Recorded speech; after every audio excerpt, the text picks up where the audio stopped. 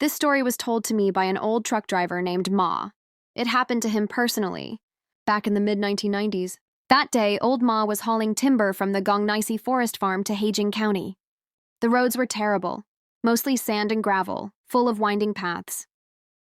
Trucks had to go slow, so to make it in time, drivers often drove through the night.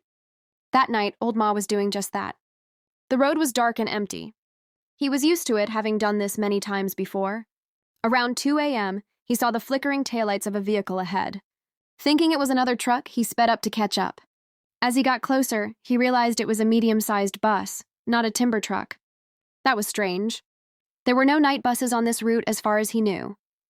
Then he saw the license plate, Shin M, from Beiyingalan Prefecture. Since the forest farm was also under its administration, he didn't think much of it. Maybe it was a new service he hadn't heard of. The bus was slow, so he honked. It moved slightly to the side, letting him pass. As he drove past, he glanced inside. It was pitch black. No lights, no visible passengers. They're probably sleeping, he thought. Old Ma continued driving. The road was empty again. But around 3 a.m., he saw another pair of taillights ahead, flickering, just like before.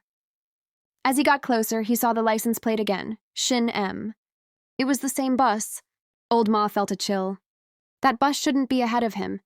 He had passed it already, and there were no shortcuts on this route. It didn't make sense. He honked again and pulled up beside it, wanting to see who was driving. He stared at the driver's seat. No one was there. It was empty. A wave of cold fear washed over him. He stepped hard on the gas and sped past the bus. He didn't stop until he reached a nearby village. There he pulled over and stayed the rest of the night, too shaken to continue. After that night, old Ma could never remember the bus's plate number again. But he remembered how it felt. From that day on, he never drove that road at night again.